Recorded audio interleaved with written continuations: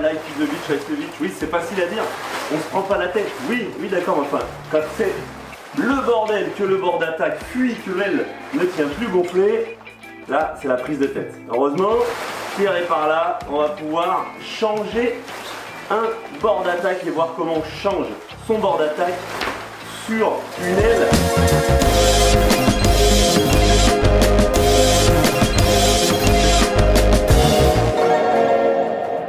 Vous êtes bien sur la chaîne Lab TV, on se retrouve aujourd'hui pour une toute nouvelle vidéo en direct de l'école de Sète, le Lab Pro Center au Pont-Levis. Petite galère avec cette 6 mètres Trust qui, bien que toute neuve, se dégonfle voilà, au bout de 15-20 minutes. Alors c'est un problème qui est connu avec ces valves là, les valves paddle, qui ont un avantage certes, c'est qu'elles se permettent de gonfler et dégonfler très vite vos ailes, mais sur les petites tailles de kite, quand le kite tape à la surface, le kite a tendance, le bord d'attaque a tendance à se plier, vient faire plier la valve et vous avez un point en gros de fragilité qui se retrouve autour de la partie là, rigide de la valve, fuite, perte d'air très rapide et une aile qui se dégonfle, qui ne tient pas gonfler plus d'une demi-heure. C'est le cas avec cette Trust. On est parti, on voit ensemble comment changer un bord d'attaque. Bon donc oui, c'est Pierre qui va guider, diriger ce tuto parce que c'est le spécialiste au LAB du changement de boudin de kite, même si de l'autre côté de la porte on a bien entendu le vrai pro, mais parce que voilà, il faut bien essayer de faire les choses par nous-mêmes de temps en temps. Donc Pierre en a changé déjà quelques-uns là sur les 2 dernières saisons. Qu'est-ce qu'il vous faut pour changer votre bord d'attaque? Déjà votre aile dont le bord d'attaque fuit. Ensuite, le petit kit de rechange, donc c'est... Heureux de vous retrouver, bonjour Valérie. Un bord d'attaque qu'on a récupéré chez F1, mais vous pouvez en tant que particulier. Alors bien sûr, si vous avez le SAV auprès de votre marque, vous faites jouer le SAV auprès de votre marque. Sinon, vous avez différents sites que vous trouvez, ça s'achète, Wanifu, des choses comme ça, vous pouvez trouver par modèle le bord d'attaque de rechange. Au pire, vous pouvez aussi, là nous on a le bord d'attaque de rechange parce qu'on est à peu près sûr de pourquoi notre aile fuit, mais vous pouvez aussi préparer tout simplement le petit kit de rustine spécial, sortir votre bord d'attaque, vérifier où sont les fuites, etc. Donc ça, ce sera l'objet d'une autre vidéo. Là on est vraiment, on sait que notre bord d'attaque il est soit explosé, soit il a un gros défaut, et on va le changer totalement. On a notre petit kit, mais surtout, si on veut pas galérer, parce que moi c'est ça qui me rend fou avec ces changements de bord d'attaque, si on veut pas galérer, il faut le petit la petite astuce magique. Bon, en gros, ça c'est un truc qui est fait par notre très cher ami Bruce. Simplement en fait une tige, mais là où il y a toute l'astuce, c'est la corde. Si vous n'avez pas ça, ou si vous avez juste uniquement une tige, un balai ou quoi que ce soit, en fait, là ça va être une horreur. Alors qu'en fait avec ça, tout seul, si on a l'habitude, en 10 minutes c'est fait. Après à 2, même si on l'a jamais fait, en vrai en 10-15 minutes grand max, c'est réglé. Ouh, ça me fatigue déjà. Ça me fatigue déjà. Bon, et ben c'est parti. Let's go. Let's go les glissous. Et ben on commence déjà. Tout simplement, il va falloir enlever là cette grosse valve. Hop. Dévisser cette valve. Alors c'est pas elle qui fuit, celle-là. Celle-là elle marche plus non plus. Vous voyez, normalement elle est censée avoir 2 positions. On doit appuyer comme sur un stylo bic. Et on voit que déjà elle marche plus du tout. Normalement j'appuie une fois, ça reste censé rester bloqué, mais voilà. Donc déjà même la valve elle est HS. Donc ça tombe bien, on pourra la remplacer. Alors du coup, je me pose une question là. Est-ce que c'était pas juste la valve qui fuyait? Non, parce que généralement, enfin oui, si c'est sûr qu'on n'a pas. Après on a dit qu'on était sûr. Donc ensuite on vient, pareil, déconnecter. De toute façon on voit bien, mais on a les petites bagues ici. Là on vient tirer pour déconnecter tout simplement les lattes. Ça ensuite il va falloir le rentrer à l'intérieur. Donc c'est là, c'est ça qui est le plus chiant. Les autres elles sortaient mieux que ça. Voilà, ça y est. Ah voilà, c'est bon. En gros, est-ce qu'il y a une espèce de petite collerette à l'intérieur là qui gêne, donc faut sortir le truc et après là comme ça on va pouvoir le pincer et le repasser à l'intérieur. Bien garder ça, éviter de les perdre. D'ailleurs je dis ça mais j'ai pas lancé l'autre. Il va falloir venir déscratcher ici là pour que ça puisse sortir. Donc ça aussi souvent c'est un peu chiant. Voilà, on l'entend. C'est scratché en fait à l'intérieur. Donc là ensuite ce qu'on vient faire tout simplement, vous avez une fermeture juste à côté de la valve. Et en fait c'est par là qu'on va sortir simplement le bord d'attaque. Donc bah là il n'y a rien de spécial à faire. Hein. Maintenant on passe à la deuxième étape. Voilà, moi c'est là la phase qui me fait craquer parce que je mets jamais le bord d'attaque correctement. Il est toujours twisté. Et c'est là donc que la baguette magique doit. Et le fait d'être deux, c'est ça qui va être hyper important. Ah, ok. Parce que du coup en étant deux, on va beaucoup moins s'emmerder pour le mettre à plat. D'accord, donc bah privilégiez éventuellement pour le jour où vous changez votre boudin, essayez d'avoir une personne dispo avec vous pour vous aider, même si ça peut se faire tout seul. Comme il a dit, c'est beaucoup plus pratique d'être à deux, quoi. C'est exactement ça. Donc bien entendu aussi ce qu'il faut faire, c'est tout de suite repérer le sens, dans quel sens vous allez mettre, parce que ça aussi pareil.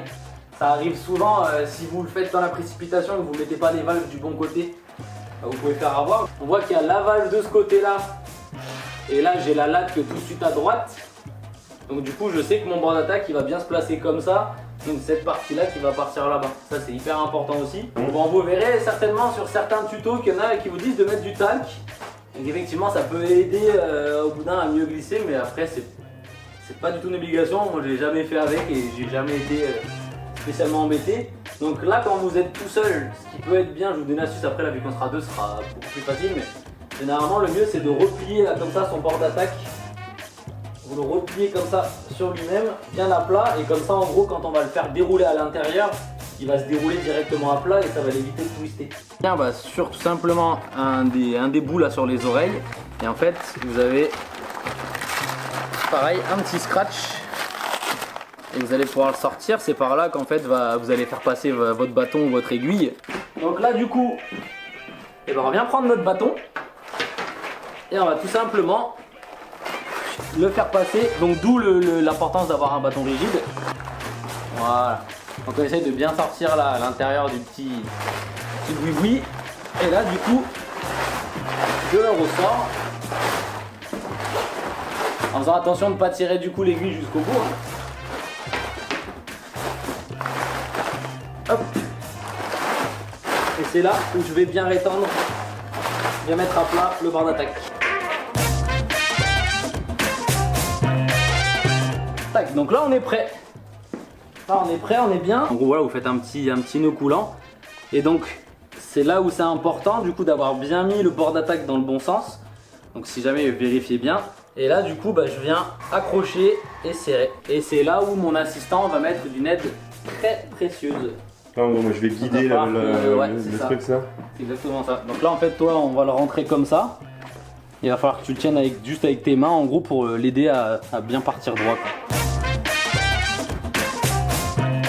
Quand on est tout seul ça peut se faire assez facilement, mais quand on a une deuxième personne comme ça qui vérifie bien, ça aide, ça évite. Attends. Voilà, tu vois là ce genre de petits trucs là quand tu es tout seul, ça peut être une vraie tannée.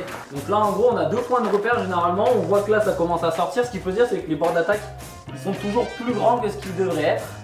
Alors ne me demandez pas pourquoi, mais ils sont toujours bien plus grands. Et donc là bah, moi je vois que j'y suis quasiment, parce qu'en fait on peut voir qu'au milieu du kite bah, on a quasiment la latte et la valve de la latte et la valve centrale qui sont quasiment bien alignées, donc on sait qu'on est là à ce niveau là, on est bon. Et donc du coup je vais venir, si tout s'est bien passé normalement, et là tu peux peut-être venir ici, là on voit que ma valve elle est au bon endroit. Donc là du coup c'est parfait, j'ai juste à tirer dessus. Faut faire attention parce que ça vient quand même des fois un petit peu se prendre sur le côté. Donc quand on tire, essayez de retirer un peu par dessous pour pas pincer le kite. Et là on peut déjà la retirer. Hop. Tac. Donc ça c'est pas le plus compliqué, hein. Là ça y est, c'est déjà terminé. Donc là ici on va le laisser comme ça pour le moment et on va faire la même chose de l'autre côté.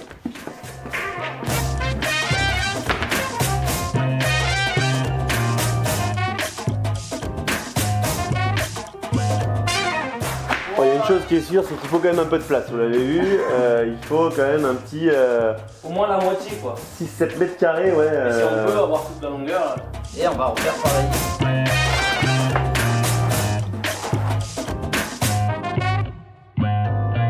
On vient tout de suite essayer de choper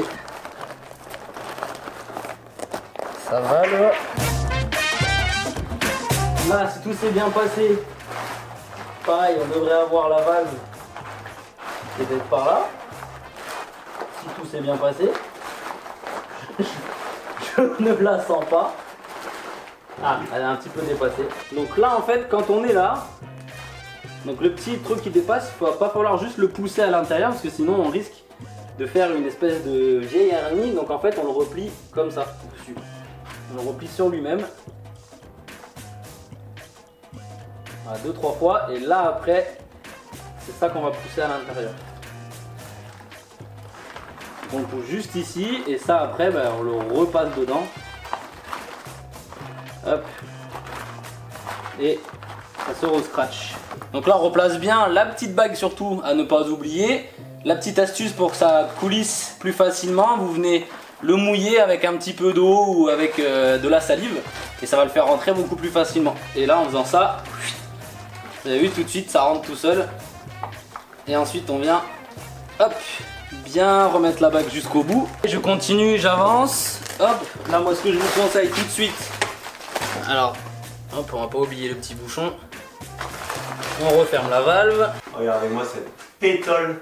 Pétole total. Pétole totale qu'on subit sur le spot. Il est beau le spot, mais il est un peu lisse quoi. On n'oublie pas la fermeture, hein, voilà, parce que moi j'ai déjà oublié plusieurs fois. Et là j'allais encore l'oublier. Donc on referme bien, c'est important parce qu'en fait, sinon bah déjà, vous avez le kite qui peut gonfler, sortir par là, mais aussi ça peut venir se prendre dans la fermeture, ça peut éclater hyper vite. Donc voilà. Surtout on n'oublie pas la fermeture. Voilà, donc tout est ok, maintenant c'est bien beau, mais il va falloir vérifier que même si on est des pros, on s'est pas trompé. Donc du coup on va passer à l'étape du gonflage. Mais ça pour ça je pense que Bastien a plus besoin de moi. Donc mon très cher, je vous passe le relais. Et voilà, vous allez pouvoir donner vos précieux conseils au glissou. Je récupère la bête. Donc pour gonfler son kitesurf, on repère d'où vient le vent. Il n'y en a pas. Comme ça, c'est réglé. Je me mets dos à rien du tout. Donc là sur les valves F1, je vérifie que ce soit bien sur la position haute. Je vais vérifier au passage. Je fais le double check, c'est bon, tout est bon. Et c'est vrai qu'il fait hyper chaud là. Et on est parti, donc bien entendu, on vient de mettre un boudin qu'on a supposément mis correctement sans twist. Cela dit, on n'est pas sûr de nous, donc on va y aller tranquillement. Là au début je vais gonfler un peu vite, et dès que ça va commencer à prendre forme, je vais ralentir pour pouvoir checker tout le long du boudin qu'il n'y ait pas de twist. Donc là en gros on va le voir tout de suite. Si jamais il y a un twist, ça peut ressembler par exemple à ce genre de truc là quand c'est un peu de mal à se mettre en place. Donc si vous voyez que quand vous gonflez là ça reste un petit peu à plat, bon là c'est parce que c'est pas encore gonflé, mais bah là tout de suite ne forcez pas et n'hésitez pas à essayer d'un petit peu les remettre de droit. On est parti là, effectivement là, on arrive au moment où il va falloir commencer à se méfier. Là j'ai quand même un Donc là il y a quand même un petit truc doute. un peu bizarre. Là il faut pas qu'on fasse un... Ah non c'est bon, ça s'est mis en place. C'est bon, ça s'est remis en place, ouais. C'est nickel. Comme on a dit, on vient de changer de bord d'attaque, donc on va pas non plus le pousser à bout tout de suite. Et on fait un tour rapide pour revérifier, comme le disait Pierre, qu'il n'y ait pas de hernie qui se mettent en place, que le boudin ne repousse pas ici, qu'il ne fasse pas sauter les scratchs là au bout. Donc là, bon, j'ai un peu de pression, mais ça a l'air ok. Là, tout va bien. Donc, les zones les plus critiques vers les valves, vers les points pour gonfler et vers la fermeture. Là, tout est en place. La plupart du temps, quand ça twist, c'est au niveau de la valve là, parce que souvent en fait, si vous la prenez pas au bon endroit, des fois vous pouvez sans faire exprès la twister. Donc c'est souvent là qu'il faut vérifier. Mais là, a priori, on est pas mal. Voilà. Et ben écoutez, mission accomplie.